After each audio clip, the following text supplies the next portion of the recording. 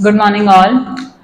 आज का जो टॉपिक मैं लेने जा रही हूँ that is a realisation account, और ये रियलाइजेशन अकाउंट आपको dissolution of a partnership account में चाहिए। पार्टनरशिप क्लास 12 का टॉपिक है ये, और ये this is the last chapter of partnership. उसमें आपको एक रियलाइजेशन अकाउंट बनाना होता है। रियलाइजेशन अकाउंट हमने जो एडमिशन रिटायरमेंट डेथ किया है वहां पर हम रिवैल्यूएशन अकाउंट बना रहे हैं। ये डिफरेंट तरीके से बनता है जिसको मैं डिस्कस करने जा रही हूँ। हमें फॉर्म को डिसॉल्व करना है, form is going to be dissolve whatever the reason it is. अब डिसोल्यूशन प्रोसेस में हमें क्या करना होता है, हमारे पास जितनी भी एसेट्स हैं और जितनी भी लाइबिलिटीज है एक पूल में ट्रांसफर करनी है। This is just like a pool, we can say that pool is realisation with their face value whatever given in the balance sheet. Balance sheet में जो भी एसेट की वैल्यू है वो सारी की सारी एसेट्स को आपको एक पूल में ट्रांसफर करना है, that is in the realisation account. तो कैसे करना है, आपके पास बैलेंस शीट में cash in hand, cash at bank, land, building, plant, machinery, stock, debtors, ये सारी एसेट्स होंगी। कैश बैलेंस और बैंक बैलेंस को छोड़ के, क्योंकि कैश बैलेंस या बैंक बैलेंस है उनका एक सेपरेट लेजर, सेपरेट अकाउंट बनेगा। Rest of the assets, land, building, plant, machinery, stock, debtors, bills receivable, ये सारी एसेट्स आपको रियलाइजेशन अकाउंट के डेबिट साइड में ट्रांसफर करनी है with their face value whatever face value has been given in the balance sheet. तो आपने यहाँ पर सारी एसेट्स दी, उन्हीं के नेम से आ गया। अब सारी एसेट्स आपकी ट्रांसफर हो गई। इसी तरीके से जितनी भी आपकी लायबिलिटीज हैं, लायबिलिटीज में आपकी क्या होंगी, क्रेडिटर्स होंगे, बिल्स पेबल होंगे, third party loan, partner loan नहीं, थर्ड पार्टी लोन या कोई और करंट लायबिलिटी है आपकी, सारी लायबिलिटीज को आपको ट्रांसफर करना है क्रेडिट साइड पे रियलाइजेशन के। यानी हमारी जो एसेट्स हैं वो भी खत्म हो गई, हमारी लायबिलिटीज हैं वो भी खत्म हो गई, उनके नेम से अब कोई ट्रांजैक्शन इन फ्यूचर नहीं आएगी at the time of dissolution process. Assets has been transferred, liabilities has been transferred to the realisation account. अब कोई भी पेमेंट होगी या कोई भी रिसीविंग होगी eight the time of dissolution इसी अकाउंट से रूटेड होगी। हमने एसेट्स ट्रांसफर करी, हमने लायबिलिटीज ट्रांसफर करी। ये रूल होता है कि जब रियलाइजेशन प्रोसेस हो रहा है या डिसोल्यूशन प्रोसेस हो रहा है, all the assets will be sold out, all the liabilities will be discharge. क्योंकि पहले आप अपनी लायबिलिटीज डिस्चार्ज करोगे तभी तो पार्टनर्स अपना शेयर ले जा सकते हैं, क्योंकि फर्म बंद होने वाली है, डिसॉल्व होने वाली है। तो हम क्या करते हैं, एसेट्स को सेल करना स्टार्ट करते हैं। तो हमारी अगर सेल होती है, कोई भी एसेट सेल होती है, फॉर एग्जांपल ये सारी एसेट्स हमारी सेल हो रही हैं, तो इनकी हमें एक कंबाइंड वैल्यू चाहिए। लैंड 50 लाख में बिका, आपका एसेट 25 लाख में, कोई और एसेट 25 में बिका, स्टॉक 10,000 में गया, तो आप उसकी कंबाइंड वैल्यू निकालेंगे। आपकी जो जर्नल एंट्री बनेगी, bank account debit to realisation account. अब वो जो अमाउंट आ रही है assets realized value that will be shown here. आपने bank account debit to realisation account, that will be the journal entry. आप यहां पर टोटल वैल्यू दिखाएंगे जितनी भी एसेट्स आपकी बिकती हैं, जो भी आपकी एसेट सेल हो रही है, land, building, plant, machinery, debtor, stock, जो भी वैल्यू आ रही है टोटल वैल्यू निकालेंगे। एसेट का कहीं पे भी नाम रिफ्लेक्ट नहीं होगा, क्योंकि एसेट्स की आपकी कोई एग्जिस्टेंस अब नहीं बची, क्योंकि सारी एसेट्स आपने इस अकाउंट में ट्रांसफर करने के बाद उस नेम से कोई जर्नल नहीं करना। वैल्यू जो रिकवर हो रही है eight the time of dissolution of assets, dissolution of firm, asset से जो रियलाइज्ड वैल्यू मिल रही है उसको कंबाइन करेंगे और एक ही जर्नल एंट्री करेंगे, bank account debit to realisation. इसी तरीके से आपके क्रेडिटर्स हैं, बिल्स पेबल हैं, थर्ड पार्टी लोन, मैं थर्ड पार्टी लोन की बात कर रही हूँ, पार्टनर लोन की बात नहीं कर रही हूँ। पार्टनर लोन पे मैं एक और वीडियो बनाऊंगी। थर्ड पार्टी लोन, वो चाहे पार्टनर की वाइफ का लोन भी होगा तो भी वो थर्ड पार्टी लोन है। उसकी जब अब आप पेमेंट कर रहे हैं तो आपकी पेमेंट क्या होगी, realisation account debit to bank. तो आपने यहां दिखाना है टोटल पेमेंट। डिसोल्यूशन के टाइम पे रियलाइजेशन एक्सपेंसेस जो होते हैं वो भी कंबाइंड हो जाएंगे, यानी लायबिलिटीज टू बी डिस्चार्ज, आपके क्रेडिटर्स की पेमेंट है, आपके बिल्स पेबल की पेमेंट है, आपके थर्ड पार्टी लोन की पेमेंट है। एक बात ध्यान रखनी है, न्यूमेरिकल में फॉर एग्जांपल अगर हमें किसी आउटसाइड लायबिलिटी की पेमेंट के बारे में कोई भी इंफॉर्मेशन नहीं है, आपको स्टिल आपको ये पेमेंट करनी है, क्योंकि जब तक आप थर्ड पार्टी लायबिलिटी रीपेड नहीं करते पार्टनर्स शेयर अपना नहीं ले सकते। तो आपको क्वेश्चन में कभी कभी तो गिवन होगा क्रेडिटर ने कुछ डिस्काउंट दे दिया, बिल्स पेबल पे कुछ डिस्काउंट मिल गया, या whatever it is, discount मिल रहा है वो डिस्काउंट डिडक्ट करके आपको पेमेंट करनी है। बट अगर किसी न्यूमेरिकल में ये बताया हुआ है कि कुछ बताया ही नहीं, क्रेडिटर की पेमेंट करनी नहीं करनी, आपको कंपल्सरीली पेमेंट करनी है। जितनी भी आपकी आउटसाइड लायबिलिटीज हैं दैट शुड बी डिस्चार्ज। तो आपने टोटल पेमेंट किया यहाँ पर। अब आपने सारी एसेट ट्रांसफर कर दी, लायबिलिटीज ट्रांसफर कर दी, एसेट का जो मनी आया वो इधर क्रेडिट साइड पे आएगा, जो लायबिलिटी डिस्चार्ज होंगी वो आपकी यहाँ ये क्रॉस में चलेगा। एक तरीके से बच्चे डायरेक्ट लर्न भी कर लेते हैं इस अकाउंट को।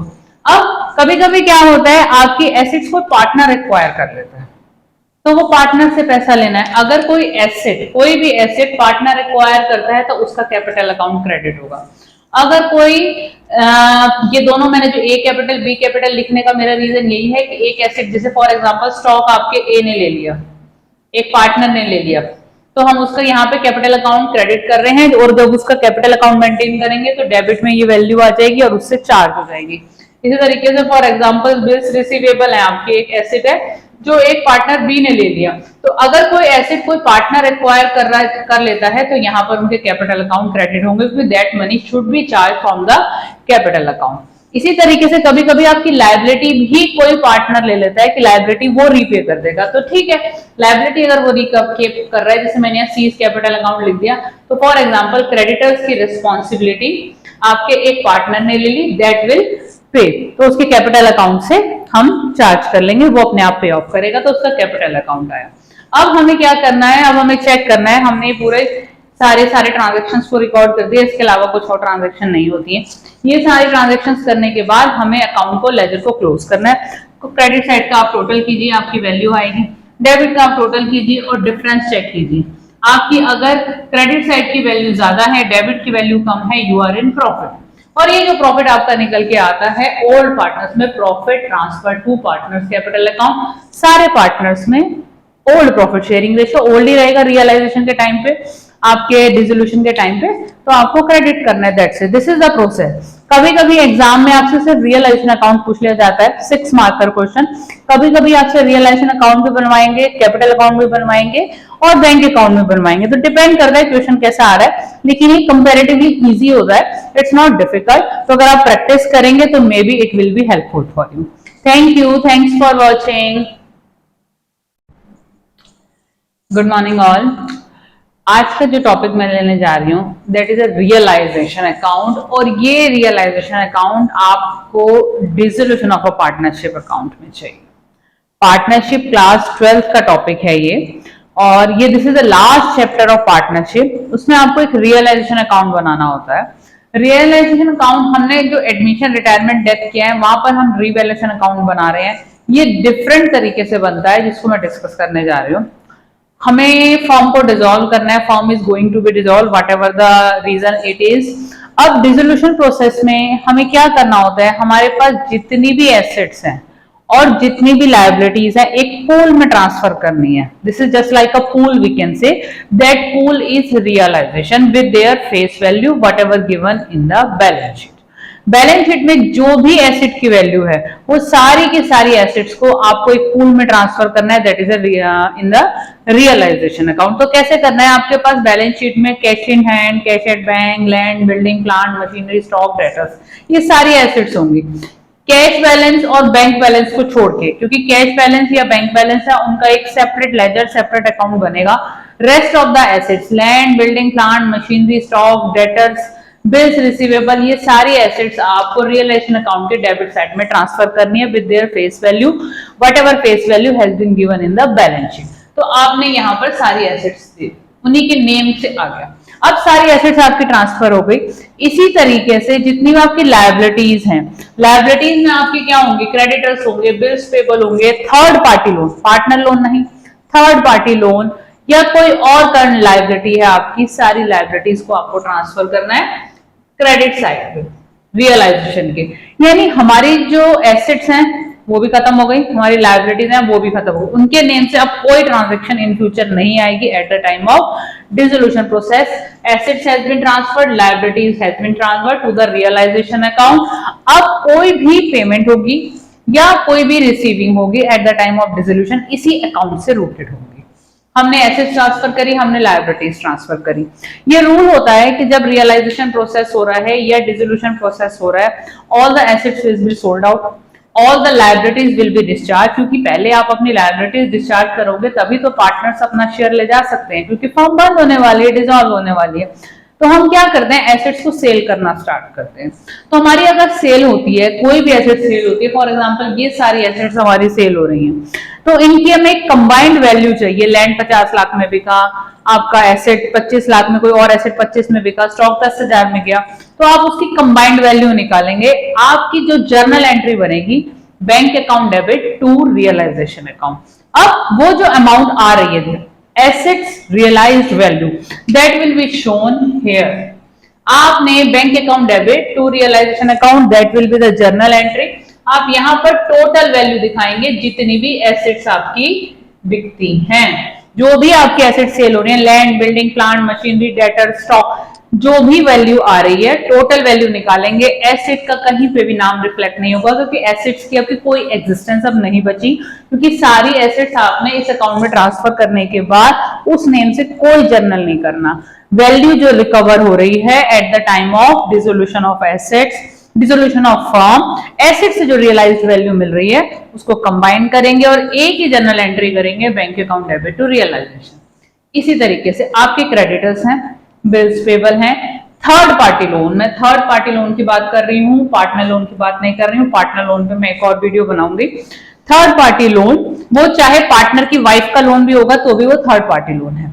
उसकी जब अब आप पेमेंट कर रहे हैं तो आपकी पेमेंट क्या होगी, realisation account debit to bank. तो आपने यहां दिखाना है टोटल पेमेंट।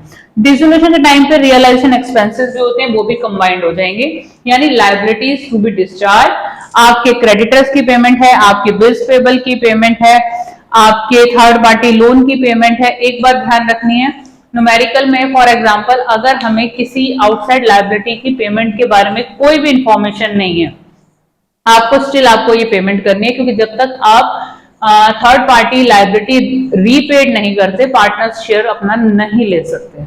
तो आपको क्वेश्चन में कभी कभी तो गिवन होगा क्रेडिटर ने कुछ डिस्काउंट दे दिया, बिल्स पेबल पे कुछ डिस्काउंट मिल गया, या whatever it is, discount मिल रहा है, वो डिस्काउंट डिडक्ट करके आपको पेमेंट करनी है। बट अगर किसी न्यूमेरिकल में ये बताया हुआ है कि कुछ बताया ही नहीं, क्रेडिटर की पेमेंट करनी नहीं करनी, आपको कंपल्सरीली पेमेंट करनी है। जितनी भी आपकी आउटसाइड लायबिलिटीज है दैट शुड बी डिस्चार्ज।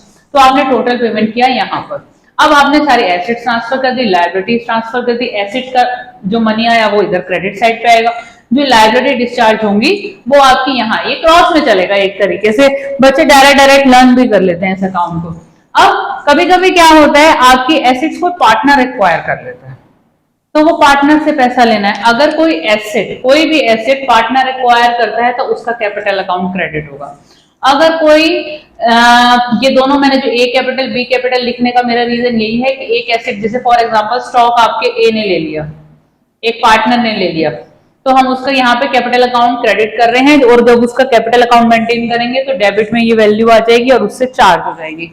इसी तरीके से फॉर एग्जांपल बिल्स रिसीवेबल है, आपकी एक एसेट है जो एक पार्टनर बी ने ले लिया, तो अगर कोई एसेट कोई पार्टनर एक्वायर कर लेता है तो यहाँ पर उनके कैपिटल अकाउंट क्रेडिट होंगे, क्योंकि that money should be charge from the capital account. इसी तरीके से कभी कभी आपकी लायबिलिटी भी कोई पार्टनर ले लेता है कि लायबिलिटी वो रीपे कर देगा, तो ठीक है, लायबिलिटी अगर वो रीपे कर रहा है, जैसे मैंने यहाँ सीज कैपिटल अकाउंट लिख दिया, तो फॉर एग्जांपल क्रेडिटर्स की रिस्पॉन्सिबिलिटी आपके एक पार्टनर ने ले ली, दैट विल पे, तो उसके कैपिटल अकाउंट से हम चार्ज कर लेंगे, वो अपने आप पे ऑफ करेगा, तो उसका कैपिटल अकाउंट आया।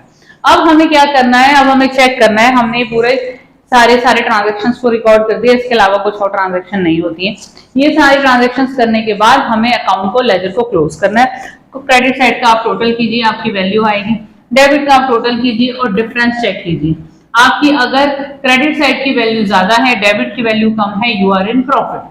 और ये जो प्रॉफिट आपका निकल के आता है ओल्ड पार्टनर्स में, profit transfer to partners capital account, सारे पार्टनर्स में old profit sharing ratio old ही रहेगा रियलाइजेशन के टाइम पे, आपके डिसोल्यूशन के टाइम पे, तो आपको क्रेडिट करना है, that's it, this is the process. कभी कभी एग्जाम में आपसे सिर्फ रियलाइजेशन अकाउंट पूछ लिया जाता है, 6 मार्कर क्वेश्चन, कभी कभी आपसे रियलाइजेशन अकाउंट भी बनवाएंगे, कैपिटल अकाउंट भी बनवाएंगे और बैंक अकाउंट भी बनवाएंगे, तो डिपेंड करता है क्वेश्चन कैसा आ रहा है, लेकिन ये कंपैरेटिवली इजी होता है, इट्स नॉट डिफिकल्ट। तो अगर आप प्रैक्टिस करेंगे तो maybe it will be helpful for you. Thank you, thanks for watching.